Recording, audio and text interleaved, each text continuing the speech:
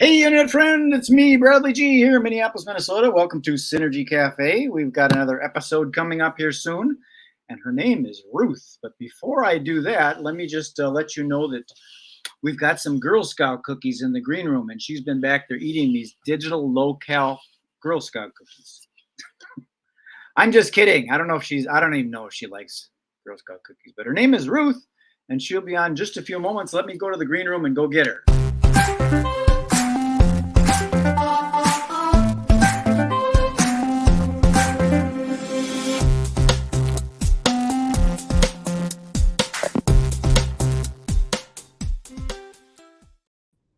There she is. Hey, Ruth, how are you today? I'm good. How are you doing? I am good. Did you have some of the digital Girl Scout cookies? Oh, they were delicious. It is. They're very low-cal. They're delicious. Very great. Now I'm full. It's cool because it's all in your imagination, and you can have whatever flavor you want. Sometimes I wonder if I have my sanity here, but hey, that's what it's about, being creative, right? Absolutely. You, I understand, are an artist and an author and a speaker, and you're way over there out west or east, New York, right? Yep, New York. And we were talking a little bit earlier before we went live that you got deep roots there. You've been in that area for a long, long time.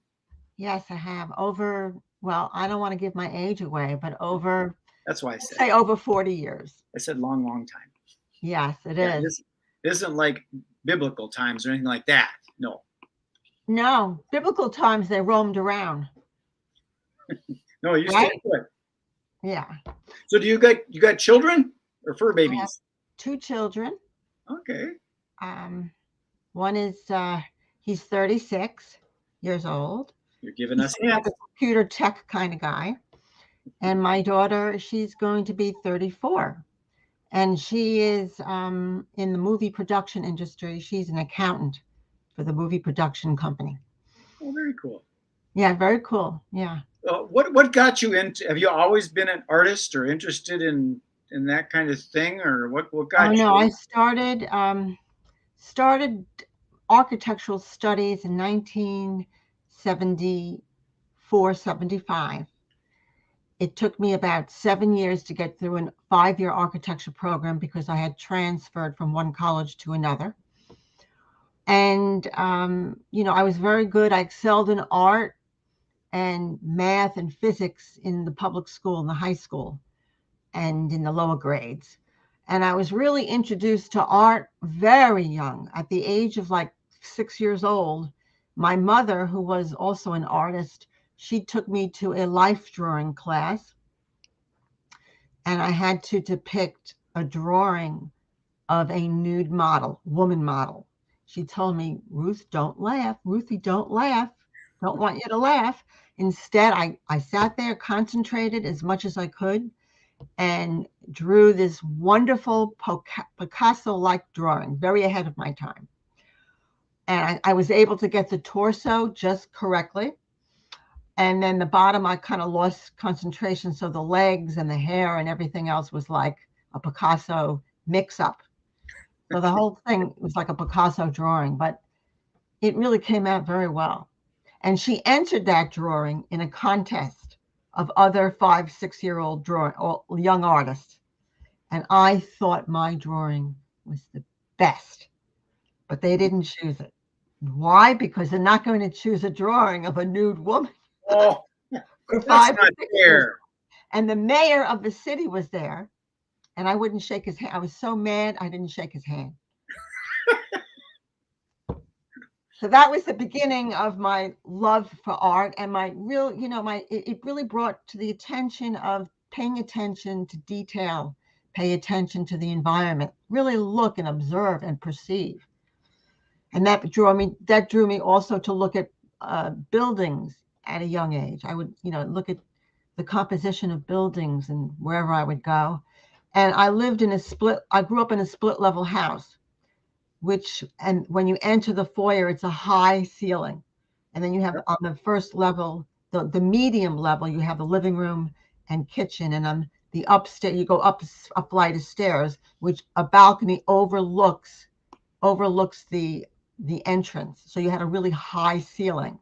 So that kind of influenced me, that space, that like dynamic space, really influenced me towards architecture.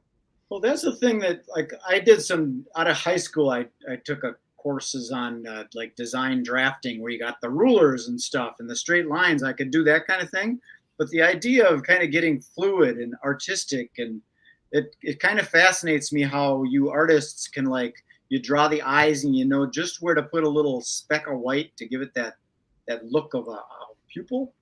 It's Yeah. pretty fascinating how you guys can do that stuff. I don't have that artistic ability myself. I'm kind of more of a box kind of guy. Okay, like an engineer. We'll call you an engineer. Yeah, I'm probably more of a problem solver and figuring out how to make things work and stuff and just get it Yeah. to function. But my background's in the event industry, and I was always marveled at how a caterer can put all these different levels. They put boxes under the cloth and get things at different levels and put flowers and how they can make this food display look so beautiful. Where myself, I just throw a tablecloth on it and okay, let's eat. You know, there's no art in that. Mm-hmm. I admire your trade. But I didn't become an artist until about 1988, 1988 or 1990, around that area, at the suggestion of my doctor at the time, my psychiatrist. He suggested that I take up painting. And Right. the painting was much more, for me, more fluid, and I was able to be, again, more creative than in the architecture field. I was in the architecture field for about a decade, and it was I was in a male dominated field without a mentor, which really would have helped me, because at that time it was very difficult to be taken seriously as a woman in the field. Sure. And I really was not a top drafter. You know, you have to draft, mechanical draft. No, it's right now it's computer aided design, CAD.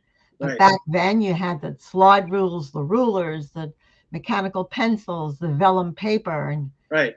I wasn't really good at drafting. I just never really advanced in my drafting. But in designing buildings and making cardboard renditions of a building and designing, I was great. But it was very frustrating because when you're designing a building, and this went into my problems in college, I sculpted gorgeous buildings and beautiful creative ideas, but to transfer that into a drawing was frustrating to me, and I couldn't really be detailed and explicit in expressing that model, that, and that was very frustrating.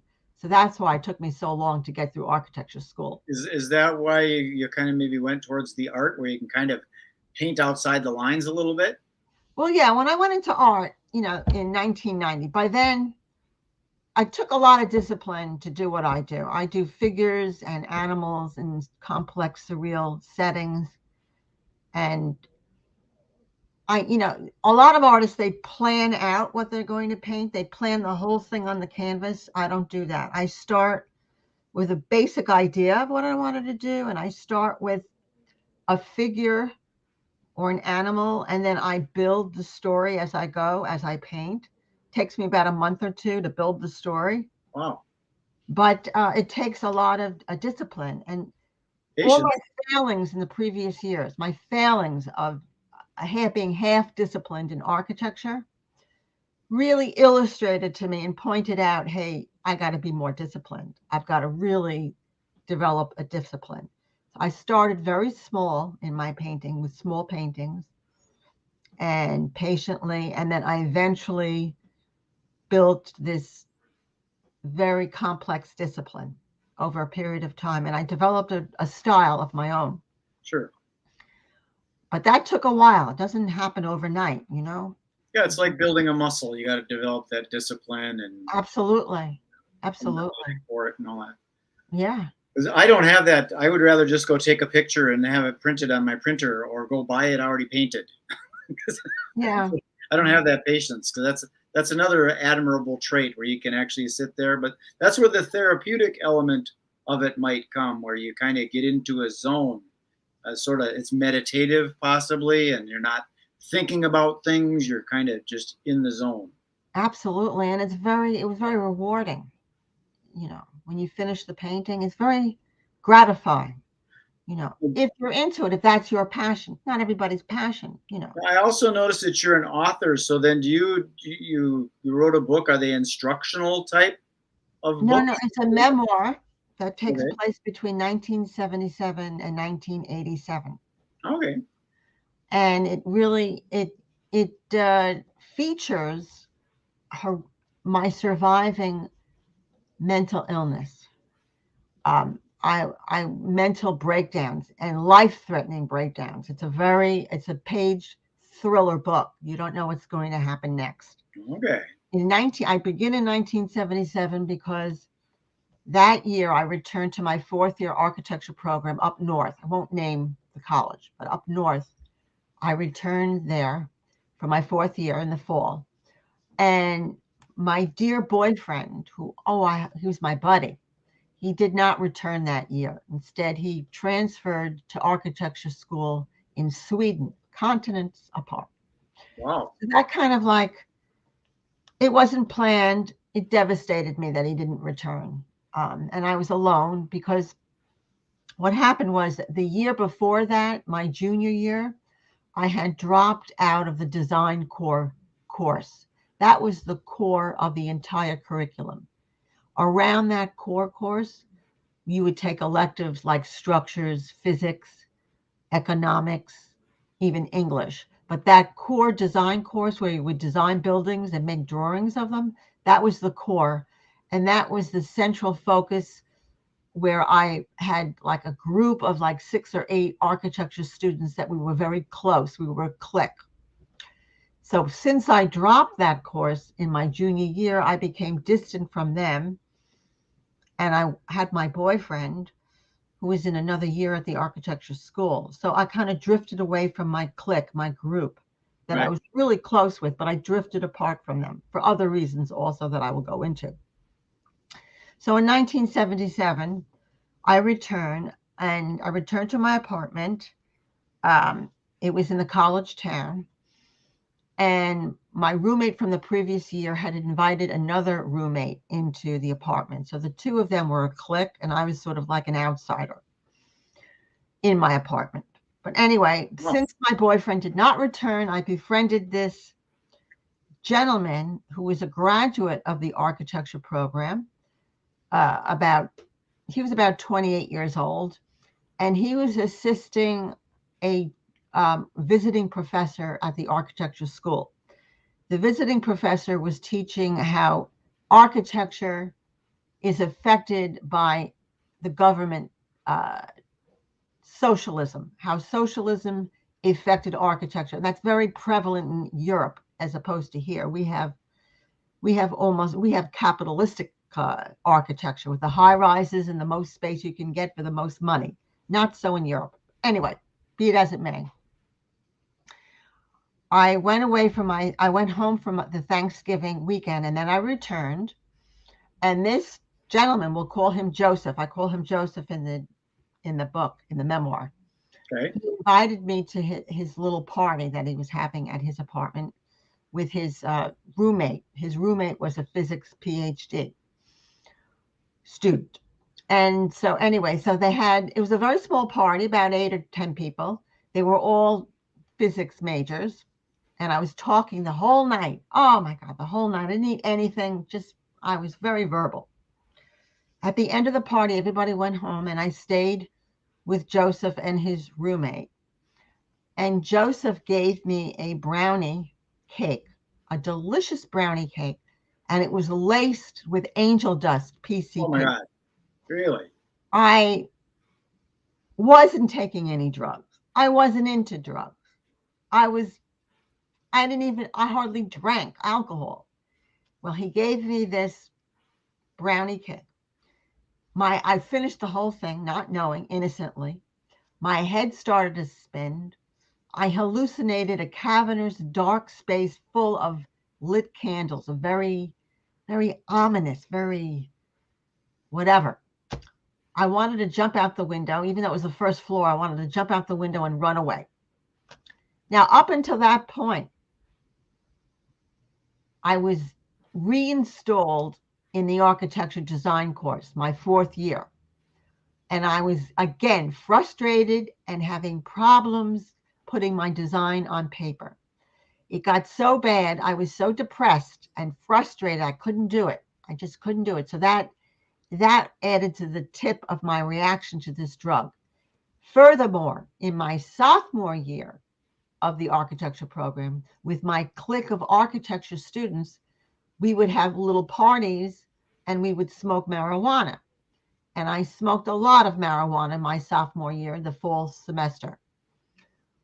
And that left me with lingering depression, frustration because I couldn't do my studies, a low self-esteem, a compounding low self-esteem, paranoia, and just goalless. I lost sense of finishing the architecture program. I could not set small goals for myself, which is very important for anybody. You have to set small goals for yourself to get through things, to finish things.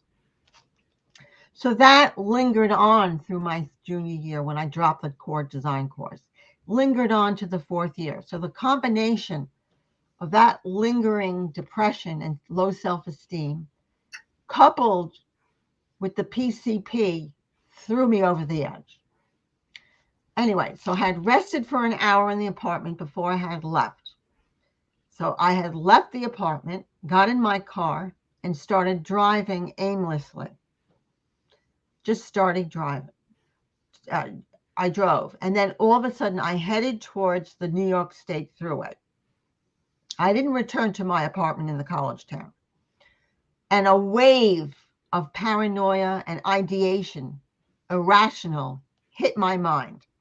I imagined that the capitalists and the socialists were in a revolution, and my people, my family, my friends, whatever, were leaving the earth in spaceships. This is going through all my head. Oh. Really, I mean, it just took over my thought processes. And I was frantic because I was imagining I was going to be left isolated in an apocalyptic world, and all of my people were gone, and I had nobody, and it was a deranged world, and I was alone and isolated. So this was all going through my head. Sure. Anyway, so I got on the Thruway. New York State Thruway was a highway going north-south New York. It goes up to Buffalo, Canada, and it goes down to New York City and beyond. Anyway, so I get on the Thruway. I go to the shoulder of the highway. I parked my car. I abandoned my car. I left my car. I started walking on the shoulder of the highway, looking for the launching pads of the spaceships. I kept walking. It was rainy. It was swampy. I kind of lost my shoes. I walked for about 12 miles, from about 12 midnight till the dawn when the sun came up. When the sun came up, I was on the highway. Reality hit me for a minute or two. I hitched a ride back to the college town where my apartment was. So the driver of the van, he let me out at the beginning of the college town. I had about 6 or 7 blocks to my apartment. I got to my apartment, and who was there? My father. My frazzled father was there because I was missing for 24 hours. So right. My father was there. Joseph, the scheming male friend, was there who gave me the brownie. His roommate was there, and my female roommates. I was disheveled. My hair was a mess. I had no shoes. I was just a mess. But I ignored them all. And my father took me. I went to my room, packed up my suitcase, and my father and I left the college town and went south to Long Island, my home. It was probably the hardest journey for my father since World War II because he had to keep me from jumping out of the car. I was still paranoid. Didn't go away. He took me to a psychiatrist, the first time I've ever seen a psychiatrist. And I never really had evident problems growing up, so I never really went to a specialist of any kind of doctor or anything. I was primarily a healthy young person. So I went to the psychiatrist. He said to my, about 20 minutes, I sat there saying nothing because in my mind, the revolution was still going on and I was going to be captured. This is going all to my head. But the doctor informed my father that I had a nervous breakdown, and he says I could heal at home. So my father took me home. My mother was there. My mother was great, but she wasn't like, she didn't give me a hug or anything. I think she was like taken aback and not really, like, so shocked and not knowing how to react and not knowing, you know, what to do, you know. And my father, he was supportive and always there, but, you know, they didn't know what to do. So anyway, long story short, the doctor gave me this medication called Thorazine, which was one of two medications back then. Back then, there weren't many medications. Now you've got 20 medications, 30 medications for these problems, for bipolar, schizophrenia, depression, anxiety, you name it. But then there were only two medications. So the Thorazine started to help me sleep because I hadn't slept for about 2 nights already. No sleep. I was so overtired. You know how you're so overtired you can't sleep. Right. So anyway, so my mother, genius that she was, she provided me every day with art projects to do. We would do cutouts, collages, drawings. Every day we would do that together, and I would work with my hands. And I basically was in a stress-free environment. And for about 3 weeks, I followed this regimen. And after that, I healed. I was back to sleeping, back to normal thoughts. I was back to myself. Now, I must tell you that this was the beginning of breaking down every 6 months to a year. I had in the winter of 1970, let's see, 78, I transferred to an architecture program in Brooklyn, New York. So I would commute from where I was to Brooklyn every day. But the social stresses in college, as I said, it was difficult for me in the design curriculum. You know, I struggled, but I was determined not to give up. I was determined to finish this. No matter what, I had to finish what I started. So that was in the back of my head. But every 6 months to a year, with social stresses from school, I was ashamed. I was never open about my breakdowns. I led a double life. People didn't know that I was breaking down every 6 months to a year. But in between those breakdowns, of course, I finished my schooling. I had lots of acquaintances. I had boyfriends. I traveled to Europe. I did all these things, but no one knew that every 6 months to a year, I would break down. Let me go backtrack now. The psychiatrist I was seeing was not that effective because my breakdowns the episodes were getting worse. My insomnia was getting worse in the breakdowns. Oh, wow. I went 3 days without sleep to 7 days without sleep. Should I give you another example of another breakdown? Well, this kind of, I was going to, as you're telling about this, because you also do speaking, right? Oh, I do a lot of podcasts, you know. Well, you're on podcasts. A lot of podcasts I do, yeah. Because this kind of information is probably helpful to some other people that might have had similar type situations. Absolutely. And one of the survived all this. Yes, one of the purposes of my memoir was to show people that when they're going through whatever they're going through, they're not alone. You know, you feel very isolated and alone. You feel like you're different because you're ashamed. Even women, they feel ashamed of their whatever they're doing, whatever, if they had a breakup with a boyfriend or getting beaten up, they get Yeah, and ashamed. the other people don't know how to respond to it. They don't know what to do. No, no. But anyway, so the 7 year, I'll tell you, it's a 7 year period of this psychiatrist who ignored my symptoms of breaking down. I will let you know about the symptoms. Again, not sleeping, not eating, low compounded low self-esteem, paranoia. I mean, all these elements, anxiety, and disengaged. I was disengaged. It's very hard to explain, but people do go through this. You become disengaged from the people around you. You may be in a crowd, but you feel isolated and alone. You're disengaged from what's going on. That's what happened. I was very disengaged. Mm-hmm. I was in an irrational mindset and disengaged. The therapist did not catch on to these patterns that were developing over these periods of years. I will tell you, it culminated in a horrific accident in 1984. Okay. By then, I had finished the architecture program. Okay. And I had been working in the field. And working in the field, I did not do that great because I told you I wasn't great with the mechanical drawing. So I was always given the same rudimentary tasks, never advancing in the firm. And I kind of stuck out because I never advanced. And I was always talkative and always getting personal with things, not my breakdowns, but getting personal. So it kind of made me feel like a pariah, like I just didn't fit in.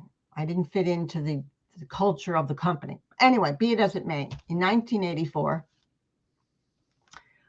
a fellow employee from another firm recommended me do this psychological workshop. And it was a 5-day workshop, Wednesday to Sunday. And at that point, I had been a year at an engineering firm, which a month. I had been there a month, and I really was doing a little bit better than previous employments. And I was drafting parking lots, and this firm, the main task of this firm was designing highways. So I was beginning to do a little bit better. So I asked the boss if I can take 3 days off for this workshop, Wednesday, Thursday, and Friday. He says, sure. Well, I went to the Wednesday, the workshop. Oh yeah, and the workshop, I was led to believe that was lectures on how to be assertive and how to develop positive relationships. You would take notes, discussions. Okay. I was caught by surprise. The first day, they had confrontational exercises between the participants, which got to be really very stressful for me because I already had a low self-esteem. So this was so stressful to me beyond belief. I struggled, and we had to have a partner in the program. So my partner was a very abrasive man to begin with, very abrasive. Anyway, and he got into an altercation with another participant. So it was kind of like not good, a not good situation for me. Anyway, I struggled through the day. The workshop took place in New York City. So, and at the end of the day, I went back to the suburbs where I was in a garden apartment on the 3rd floor. I couldn't eat. I couldn't sleep. I was so stressed out. And the apartment next door to my apartment, they were renovating. So I heard this ongoing drill. They were drilling and hammering and whatever they were doing. I couldn't sleep. The next day, I struggled back to the workshop, took the train, struggled back. I barely made it through the day. I was disengaged. I was beginning the symptoms of an ongoing episode. Not eating, not sleeping, paranoid, thinking that people can see through me, that I was the only one behind the 8 ball. I thought everybody was problem-free, and I thought I was the only one going through what I was going through, isolated. Made it through that day, went back to the suburbs, didn't eat, didn't sleep. The following morning, I called my psychiatrist. I said, I'm not doing well at this workshop. He goes, don't go back. Don't go back. Well, they called me. They tried to coerce me to go back, which was completely unnerving.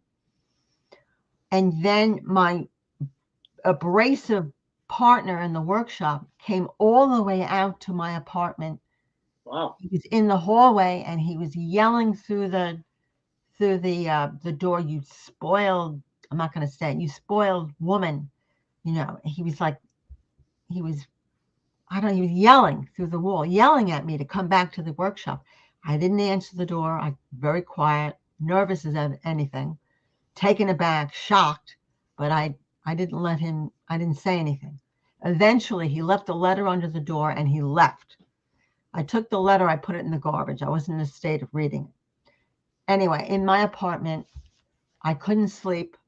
My mind was racing.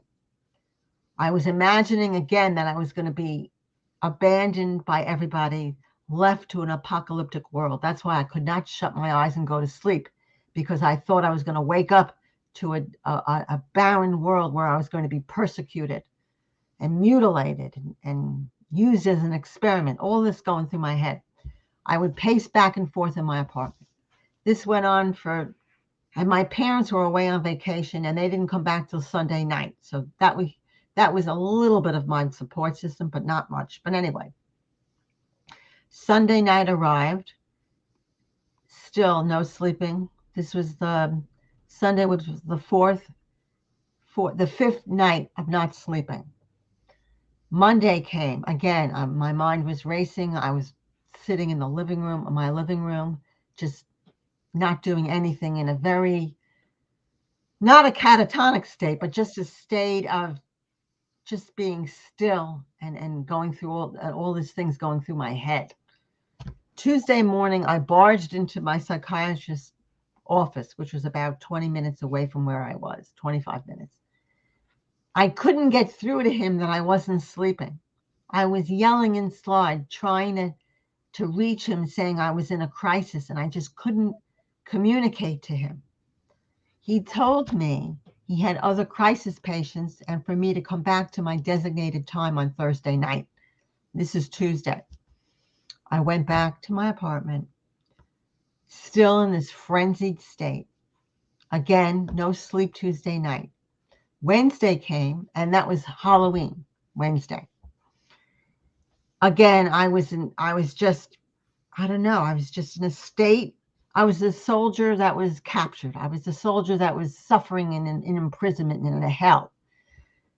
The night came, and I couldn't go through the front door of my apartment because I was imagining they were going to persecute me. My neighbors were going to persecute me. The drilling went on, the hammering, whatever they were doing. So what I did was I tied my bed sheets together and formed a rope. I put the one end of the rope around the post. I anchored it around the steel post of my kitchen table. And then I took the rope to the window, which was about 5 feet, 5.5, 6 feet away from the table. I took the screen off my window, climbed out the window, held onto the rope. I was going to rappel down the 30-foot exterior wall. When I went there, I was hanging by the ledge.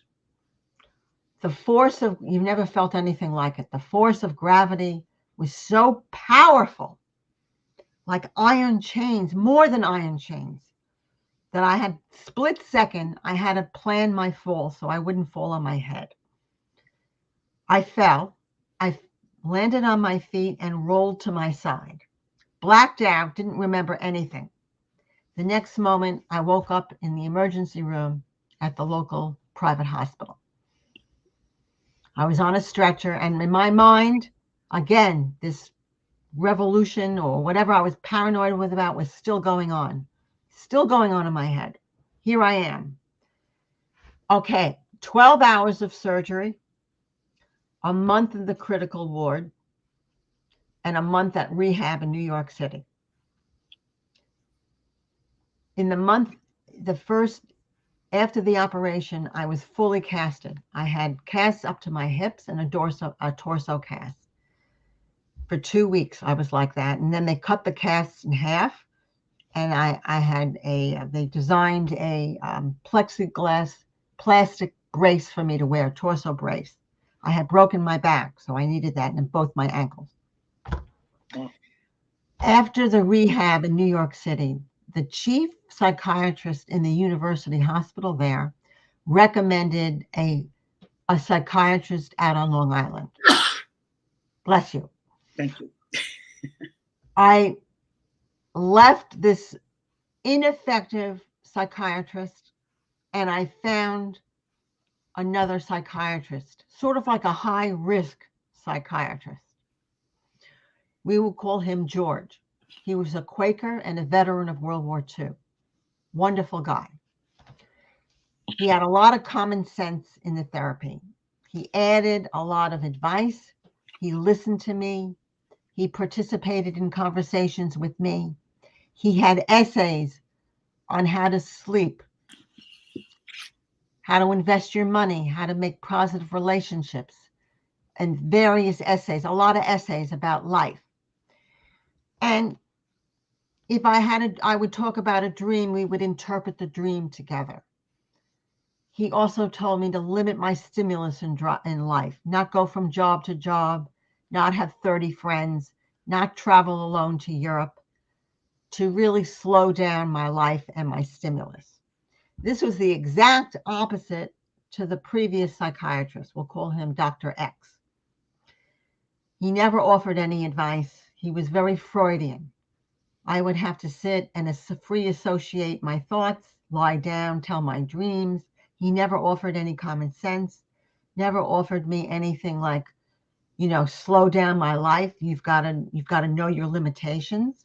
You've got to study your symptoms. Whereas George was the exact opposite to Dr. X. My life took a turn for the better. My episodes became more spaced apart, a year, 3 years, 5 years, etc. And I learned my limitations. By then, I was not living by my limitations those 7 years. I did too much at once, too much stimulus. George says, keep it simple. Stupid. The KISS principle. I had continued a medication that was not really that effective.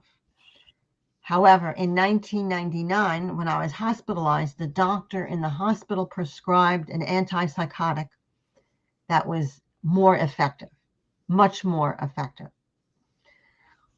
And then in the 2000s, I was prescribed the right dosage of that medication. It made a very big difference, the right dosage. And from 2010 onward, I was break-free. Anyway, so let's backtrack. So in 1988, that 1985, I started with George. So for those 3 years before I started art, I kind of excelled a little bit in the design profession. I designed an interior space of a lingerie store. I renovated my parents' house. I renovated, what else did I do? I did something else. I renovated my father's office, 3 square foot office space. And also what George did was he included my parents in therapy. And when my brother would come home from the army, he included him in the therapy. He was very developing a support system, whereas Dr. X, again, he did not include my parents in therapy. His philosophy was that I had to develop an independent support system, which did not work because I did not share my shameful episodes with anyone. So even though I had friends and whatever back then, I felt isolated and alone amongst a crowd. But with George, the opposite happened. So my life took a turn. In 1987, I found my husband. We developed a life, had children, and I continued my painting, developed the style, And in the painting, I was able to focus my imagination, which was wild, focus and concentrate. And it was a passion, more of a passion than architecture was. That was my passion. So that kind of kept me together. So that kind of thing actually will pull you through all of this stuff. And does that kind of fast forward to where we are today with the book? Today with the book was out. I got published in 2020. And also in 1995, I developed writing poetry that correlates to each of the paintings. So I began writing back in 1995. That just developed into writing a memoir. And at the present moment, I am writing a historical fiction. So developed into the writing.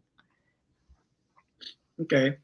So we're gone for about 40 minutes here, so we're probably going to close it down. But so then I'm kind of curious, is your art actually in the book? I have there's a painting on the first page. Okay. And there's a poem called Journey of the Self.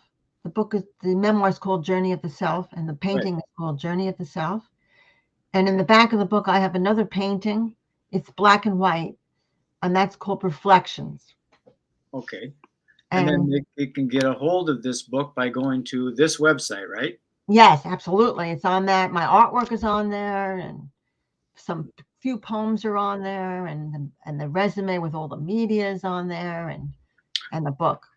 Okay. Well, Ruth, this was quite a story. I was kind of captivated listening to all of it, and we kind of went maybe 3/4 of the way through. There's a lot more, and I'm assuming that the book is what has all that, right? The book is a page turner because you don't know what's going to happen next. Okay. You really don't know. Okay. Yeah. All right. Well, I'm going to sign this off. If there's anything else that you want to share with people that might be on this website, that in the book, there's a message in the book. No matter what you're going through, never give up. Never, ever give up. Move forward. You get sick, get better, move forward. Always move forward. And do not wait 7 years to find the right doctor. If it's not working in 4 or 5 months, shop around. There's so many medications today. If your medication isn't effective 3 or 4 months, try a different dosage or try a different medication. That's my message. Got it. All righty. Well, I'm going to put you into the green room. I'll stop in there and talk with you, but I'm going to sign this one off and beam it up to the universe so people can find it. Absolutely. Thank you for having me. Well, thank you for all of the time you've spent. Appreciate it. Well, there you go. And this is Ruth right here with the little graphic-y thing. Perfect. And then her website again, one more time. I'll put that up there if you want to contact her with the book. She's also got poems on there, and she's an artist. And it was quite the story. So I'm going to sign this off and try and get myself back grounded again. So peace, love, and happiness. Enjoy the rest of your day. Be good, be kind, be nice. I do mean be nice. Take care. Bye.